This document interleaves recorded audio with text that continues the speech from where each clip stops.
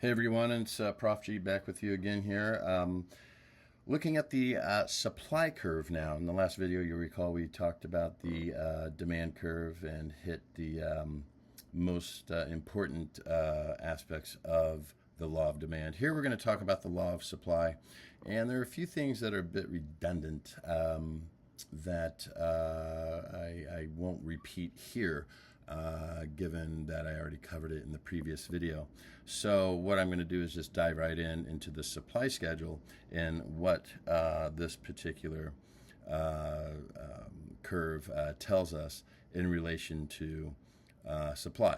And in the next video, we'll bring it together and look at demand and supply and demand together. So what do we have here? We have our supply curve, right? And clearly we have our supply, sort of little supply schedule over here to the right. But what's different?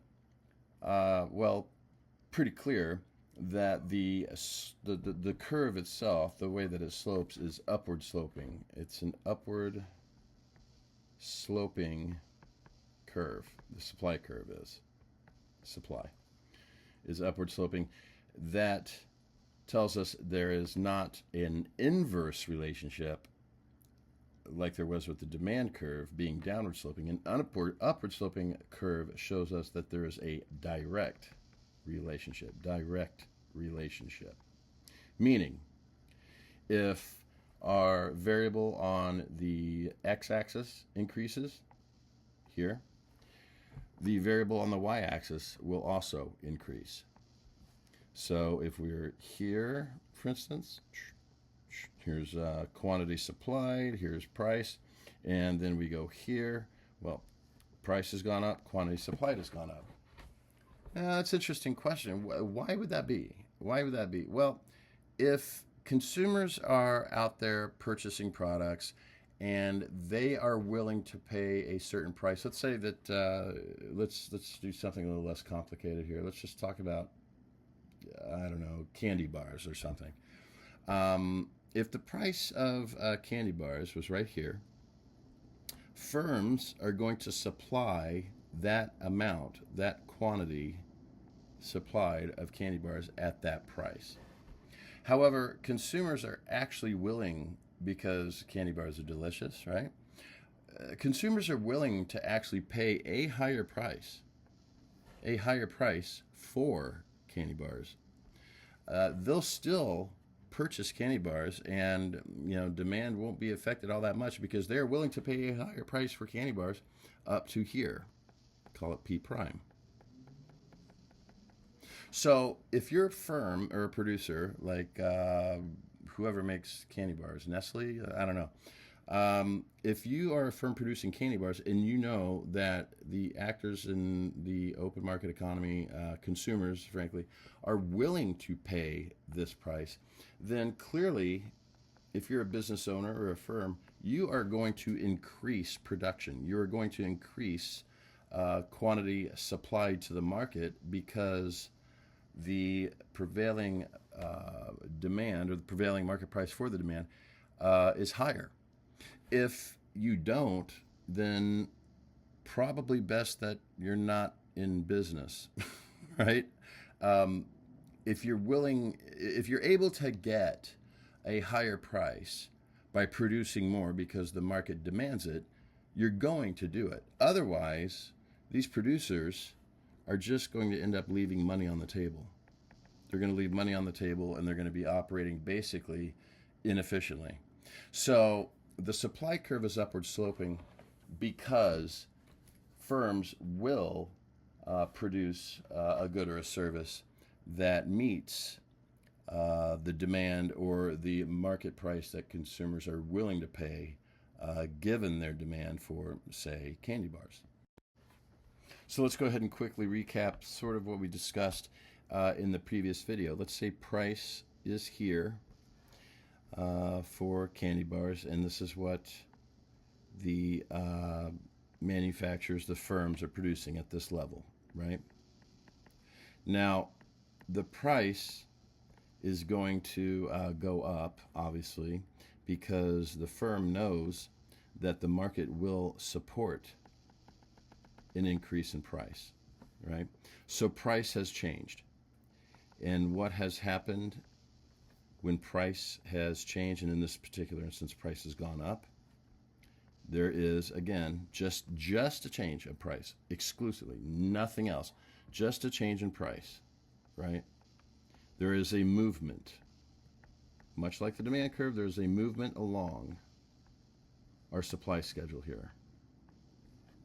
So now the firms are going to produce here because, again, if they don't, they're not operating at their most optimum capacity. They are not maximizing profits. These are principles that we will get into later.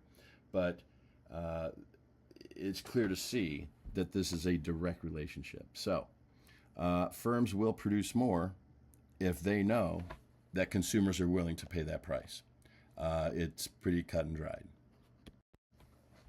Now, as I've stated before, if there's a change in price alone, that is a movement along the curve or the schedule, right?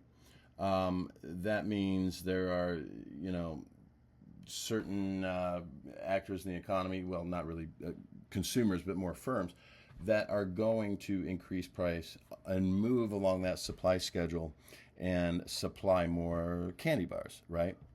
But again, much like how we had all the dots around the previous curve in the last video, there are factors that will affect supply other than just a change in price alone. And what could one of those factors be? Let's think about, let's just spitballing here. Let's say that over at the Nestle factory, they installed some new technology and machinery, and instead of producing, let's say, X amount of candy bars a day, this increase, or I would say improvement in technology and manufacturing, et cetera, has lowered the costs of production. Input costs have shrunk.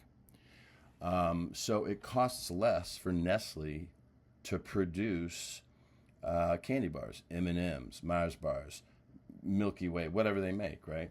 So now they can produce, with this advanced technology, they can produce X plus N amount of candy bars in their production process.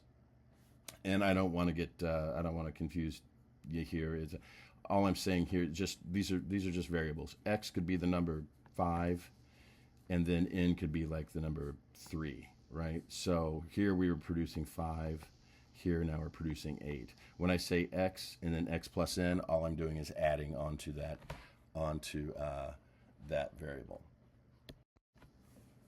So with the advent and the implementation of this new technology that increases production and decreases the costs of inputs, what do we think is going to happen with the supply schedule at every single combination of quantity supplied and price? At every single combination, all of those dots, again, that make up our supply curve. Well, if they're able to produce more without really spending much more on production costs or input costs, they're going to supply more, right? So let me just do that again. The supply curve is going to shift to the right. So supply increases, but it's not based. It is not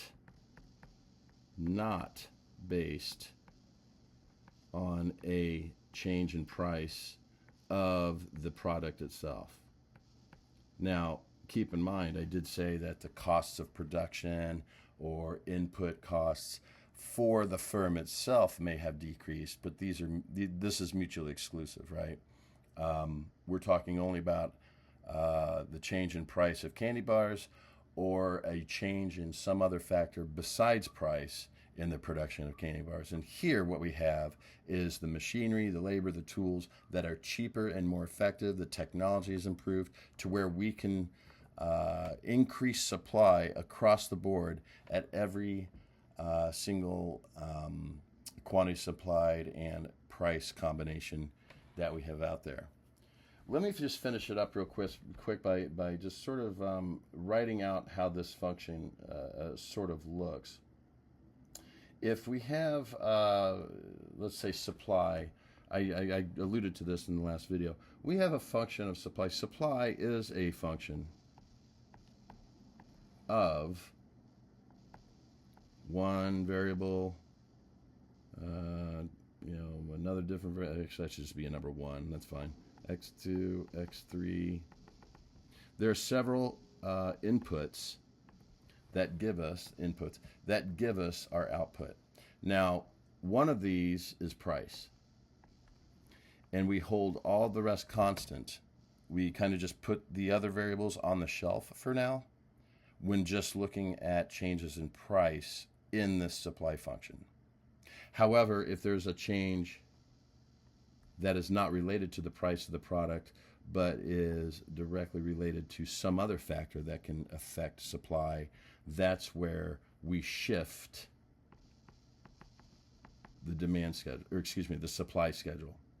If it's price alone, it's a movement along the curve. This is a really important distinction, and this also applies to the demand curve, as I mentioned in the last video. So definitely make that distinction and commit that to memory, because it is very fundamental in studying the simple concepts of the laws of supply and demand. So that's it for this video. In the next one, we are going to put it all together and talk about equilibrium and what happens when we have different scenarios in the market change. Hopefully it'll bring it all together and make a bit more sense after watching it and moving forward. So once again, appreciate the view. Any questions, drop a comment, email. Happy to help. Thanks for watching. We'll see you in the next one. Cheers.